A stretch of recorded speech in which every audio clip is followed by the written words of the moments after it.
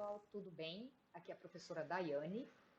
Hoje a gente vai trabalhar com um tema muito importante para os vestibulares, que é sobre a evolução biológica.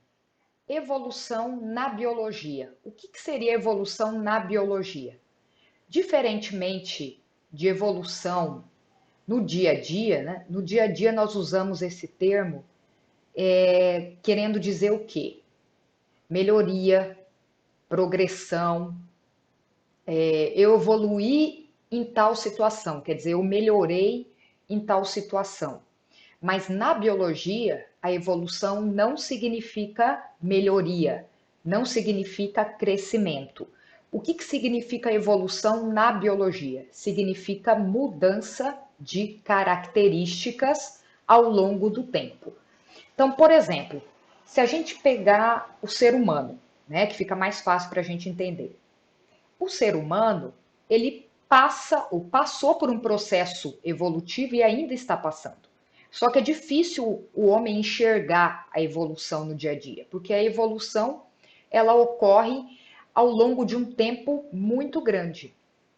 Então, o homem pré-histórico, né? Se eu pegar o homem, por exemplo, o Australopithecus, o Homo habilis, eu vou perceber que ele é diferente do homem atual.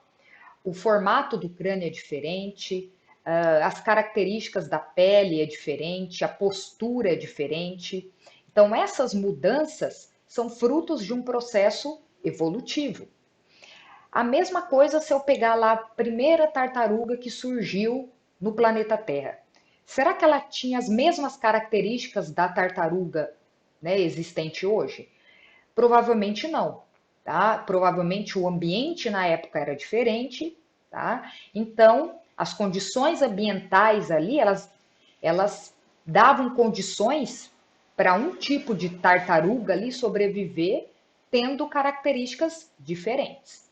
Então, essas mudanças de características ao longo do tempo é chamada de evolução biológica.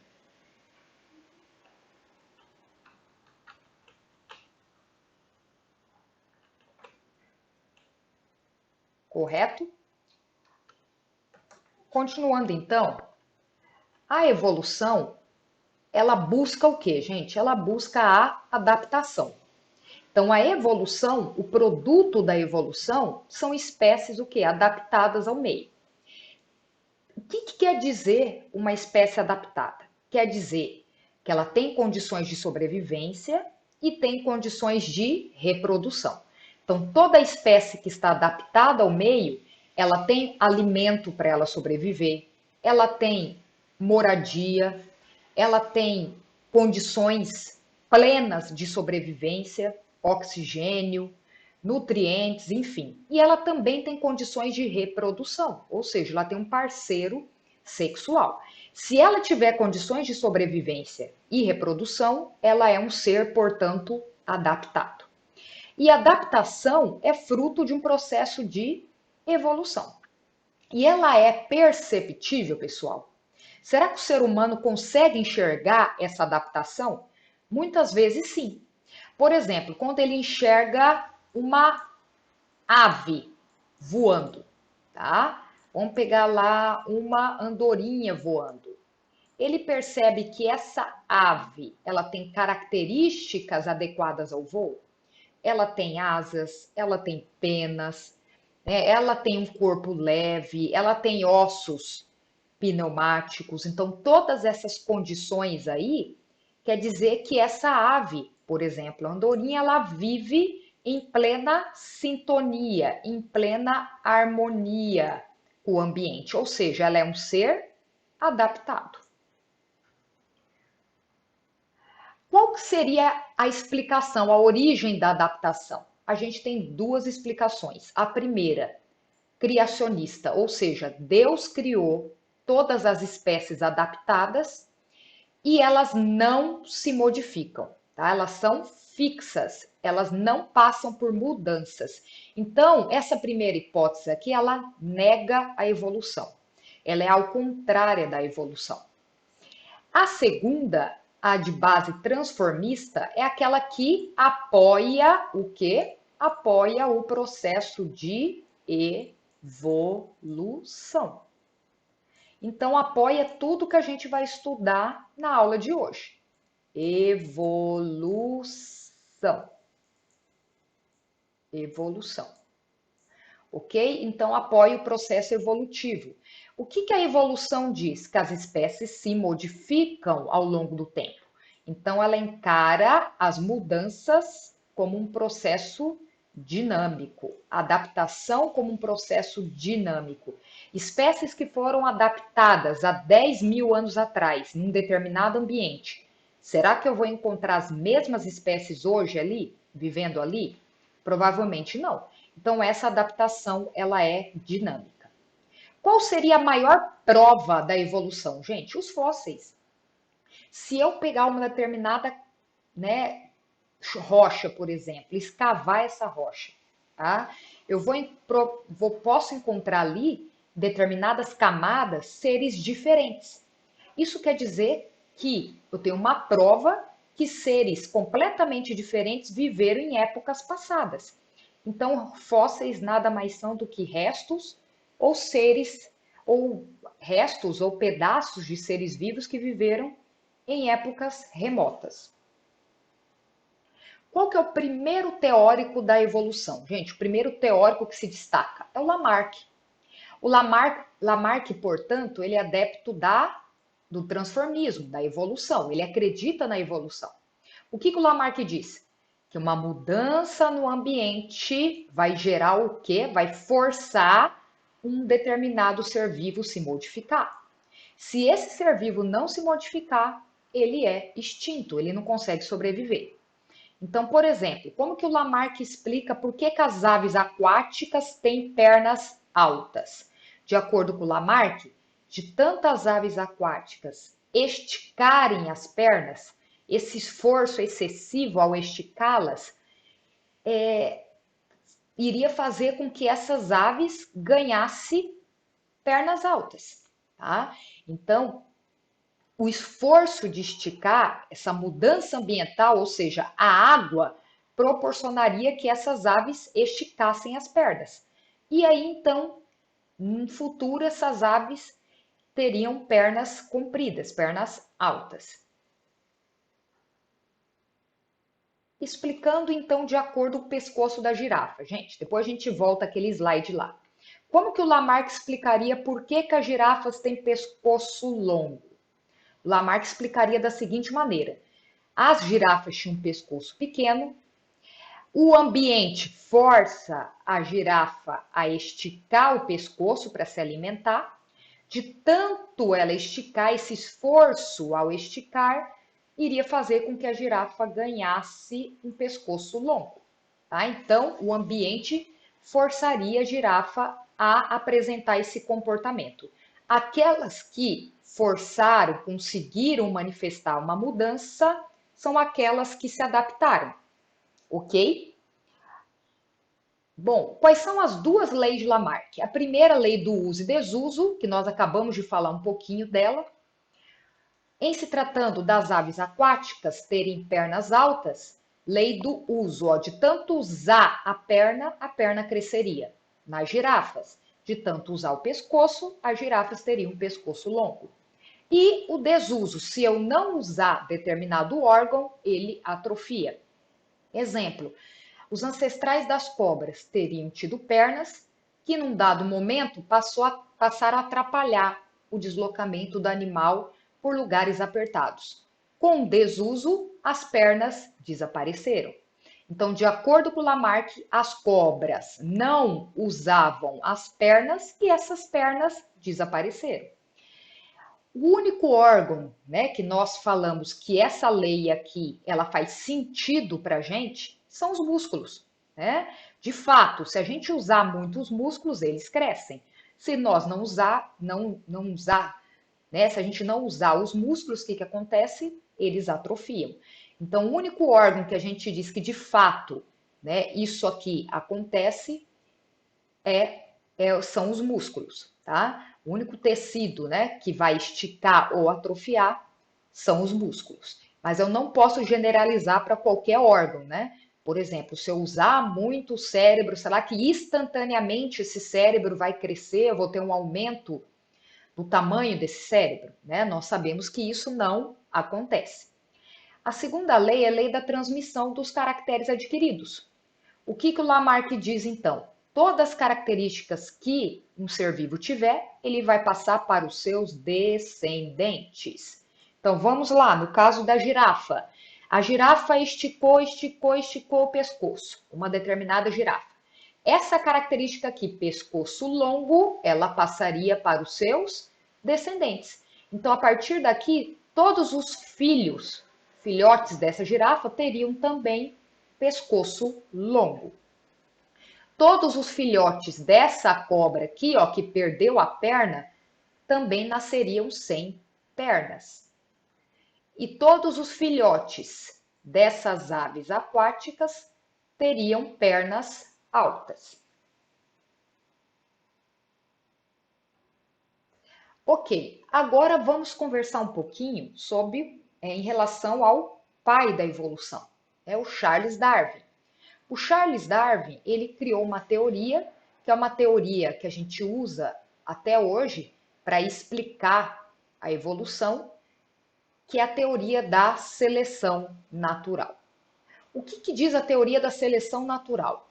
Que o ambiente ele tem um poder seletivo, tá? Então, natural, ambiente. O ambiente escolhe, dentre as espécies diferentes, aquela que vai se adaptar.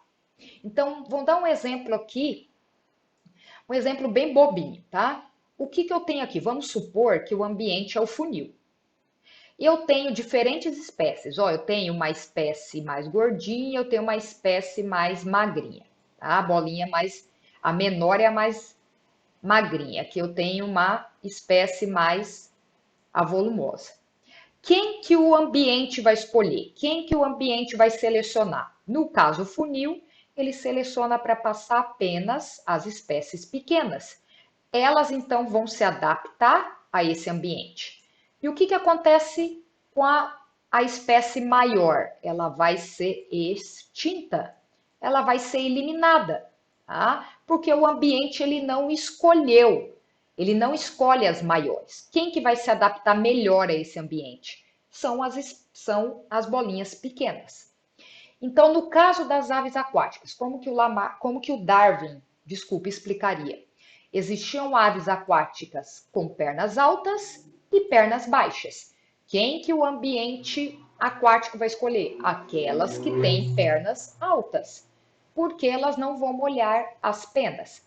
Então, quem que o ambiente seleciona? Aquelas que têm pernas altas. Bom, no caso da girafinha, como que o Darwin vai explicar? Existiam girafas de pescoço longo, tá? E existiam girafas de pescoço curto. Quem que o ambiente vai escolher? A de pescoço longo ou a de pescoço curto? A de pescoço longo. Essas se adaptam melhor, conseguem se alimentar. E o que acontece com a girafinha de pescoço curto, gente? Ela é extinta, ela não se adapta a esse meio, tá? E aí, então, né, eu tenho aqui, ó, essas espécies adaptadas ao meio. Lei da seleção natural. Quais são as influências de Darwin? Gente, como que o Darwin conseguiu chegar nessa teoria da seleção natural? Será que foi do nada, né? Será que surgiu? Não, ele teve algumas influências importantes. A primeira influência é uma viagem que o Darwin fez. Ele embarcou em dezembro de 1831, ele ficou 5 anos viajando ao redor do mundo.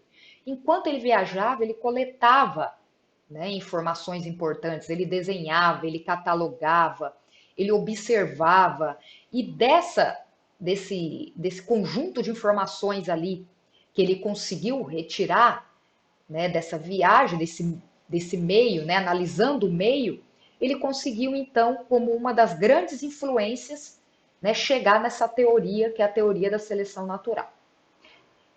E nessa viagem, né, um fato importante, ele conseguiu observar os tentilhões de Galápagos. Os tentilhões de Galápagos, ele percebeu que cada resquício da ilhazinha de Galápago, ele tinha um tipo de tentilhão diferente. Um tentilhão que tinha um bico para comer inseto, um tentilhão que tinha um bico para comer fruto, tá? Então, cada bicozinho era diferente um do outro. E isso era fruto o quê? De um processo de seleção natural.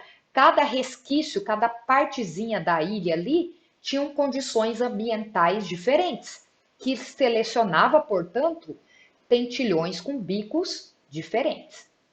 Bom, uma segunda influência de Darwin é o livro de Thomas Malthus. O que esse livro dizia? Né? Um economista, ele disse nesse livro que a população tende a crescer mais rapidamente do que a quantidade de alimentos. Então, o que iria acontecer com o passar do tempo, gente? Uma luta, né? Uma briga por alimento. E essa luta aqui, né? Ele retirou essa palavra luta aqui e jogou para a teoria da seleção natural. Então, de acordo com Darwin, existe ali uma luta entre os seres vivos para quem vai se adaptar ao meio. E quem que vai escolher quem que se adapta? É o ambiente. Terceira influência de Darwin, ele começou a observar a seleção artificial. O que é a seleção artificial, gente? É quando o homem ele seleciona as espécies de acordo com suas características. Aqui, olha só, o homem ele tem o papel do ambiente, né? A seleção natural, o que ela diz? O ambiente escolhe a espécie que vai se adaptar. Então, o Darwin ele observou que o homem fazia, cumpre esse papel do ambiente. Quando o homem, por exemplo, ele seleciona cães. Desde a era pré-histórica, o homem faz isso, né?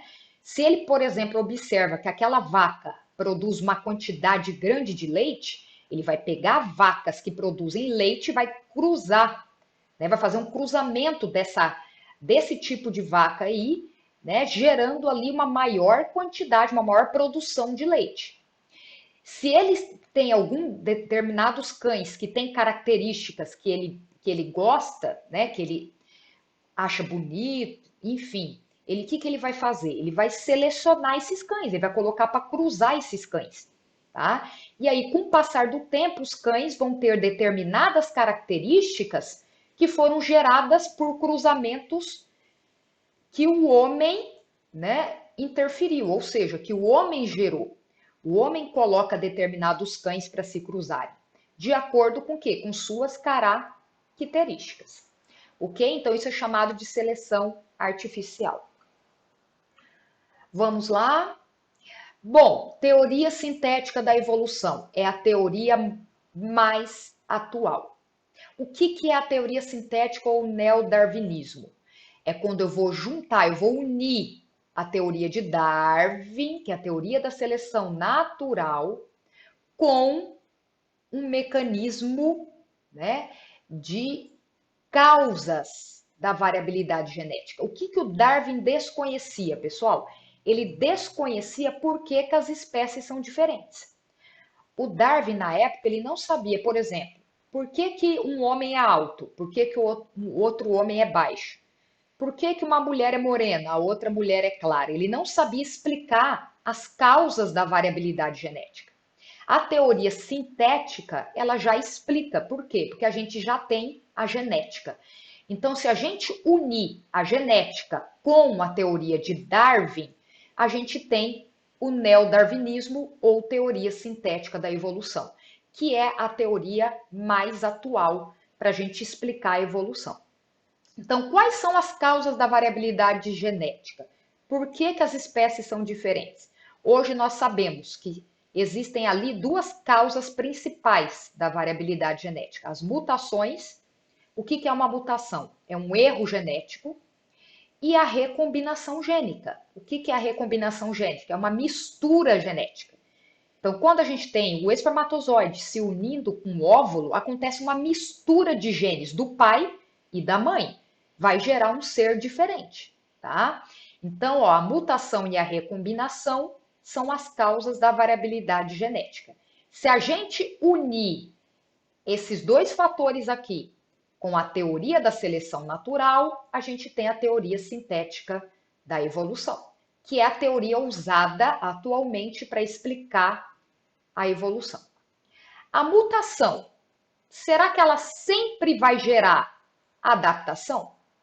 Será que toda mutação o ambiente vai escolher? Digo para vocês que não. Tem mutações que são desvantajosas, gente. Então, tem mutação que pode levar à morte do sujeito, pode levar uma característica desvantajosa. Então, essa mutação, ela não vai ser selecionada pelo ambiente. Agora, se a mutação gerar uma característica favorável, né, uma característica ali positiva, aí sim ela vai levar ao processo adaptativo. Então, a mutação, ela não tem um propósito evolutivo. A mutação, ela não serve para gerar evolução. Para que a mutação serve, gente? Para gerar o quê? Variabilidade, para gerar mudanças nas espécies. Ponto final. Ok? Continuando, vamos dar alguns exemplos aqui de adaptação? Primeiro exemplo, inseticida. O uso do inseticida, o que ele vai fazer? Você vai lá, você joga o inseticida no meio. Eu tenho dois tipos de insetos, os resistentes, que estão em círculos aqui, e os sensíveis. Quando você pulveriza o inseticida, quem que você vai matar, gente? Você vai matar os sensíveis, ó, os sensíveis morreram. Só ficam quem? Os resistentes. O que o inseticida está fazendo? Ele está fazendo uma escolha. Quem que ele está escolhendo? Os insetos resistentes. Eles têm condições de sobreviver. Os sensíveis morrem, tá? Então, essa é a teoria da seleção natural. Agora eu vou explicar de acordo com Lamarck. Como que o Lamarck explicaria isso? De acordo com Lamarck, o inseticida, ele provocou, ele gerou uma mudança nos insetos sensíveis, que se tornaram insetos resistentes. É isso que está acontecendo, gente? Não, tá? Os sensíveis morreram e só sobraram os resistentes, ok? Então, se aparecer a palavra determinada espécie se transformou, virou, se tornou, tudo isso é lamarquismo, tá? Outro exemplo de adaptação, resistência de bactérias a antibióticos. Se eu tô com dor de garganta, eu vou usar um determinado antibiótico para eliminar a bactéria. Esse antibiótico, ele elimina todas as bactérias? Não. Ele vai eliminar quem? As sensíveis. Quem que sobra? As resistentes. Então, o ambiente, ele escolhe as resistentes, que se multiplicam no corpo do indivíduo. Então, eu não posso usar antibiótico, né, de forma ali exagerada, né? Eu tenho que ter um uso médico, né? O médico, ele vai, então, ter uma receita médica, né, para que o ser humano ele restrinja, né, esse uso abusivo do antibiótico, porque isso pode acarretar o quê? Bactérias super resistentes no corpo de um determinado indivíduo, tá? Quer dizer que as sensíveis se tornaram resistentes? Opa, não, né? As sensíveis não se tornaram, elas foram eliminadas, sobrando mais espécies resistentes que se multiplicaram, tá? Então, de acordo com Darwin, existiam espécies sensíveis e resistentes. Quem que o ambiente escolhe? As resistentes. Continuando, um terceiro exemplo de adaptação é a coloração das mariposas Biston betulária. O que eu tenho aqui, ó? Antes da era industrial, tá? Antes da era industrial, o tronco das árvores, eles eram claros, tá? Então, qual mariposa que conseguia se esconder? As mariposas claras, ó, elas se camuflavam. E as pretas eram mais visíveis, então elas eram mais o que? Predadas, comidas pelos pássaros. Então, quem que eu tinha mais? Eu tinha mais mariposas claras sobrevivendo. Pós-era industrial, como que fica o tronco das árvores? Escuros, com fuligem. Agora, quem que fica camuflado? As pretas. Ó, as pretas se escondem. Quem que fica mais visível? Fica mais visível as claras. Então, as claras são predadas pelos pássaros. Então, o que está acontecendo aqui? Antes da era industrial, eu tinha mais mariposas claras, maior quantidade. Pós-era industrial, eu tenho mais mariposas escuras. Correto? Como que o Darwin explicaria isso? O ambiente Antes da era industrial, o ambiente seleciona as mariposas claras, que conseguem se camuflar. Pós-era industrial, o ambiente escolhe quem? As mariposas escuras, que ficam camufladas. Agora, como que o Lamarck explicaria isso, gente? Ele explicaria o seguinte: as mariposas claras se tornaram mariposas escuras. Será que isso é verdade? Não, né? As mariposas claras, elas ficaram escuras? Também não. Então, de novo, todo exercício que traz que determinada espécie era e se tornou, né, ou se transformou, isso é lamarquismo, tá? Então, ó, para o Lamarck, as bactérias sensíveis se tornaram resistentes, as aves pernas baixas se tornaram pernas altas, enfim, a girafa de pescoço curto se tornou uma girafa de pescoço longo. Então, a explicação darwinista e lamarquista são completamente diferentes.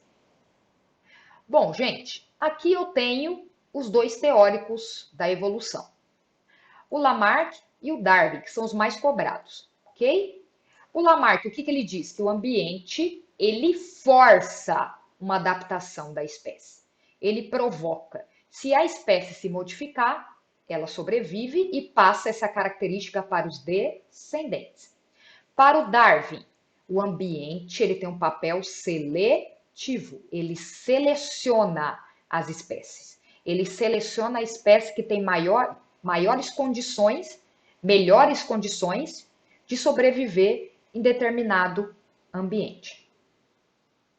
Bom, eu espero ter sido clara com essa aula. Qualquer dúvida, vocês podem entrar em contato pelo Instagram Dai Souza Biologia. Bom estudo, moçada. Obrigada.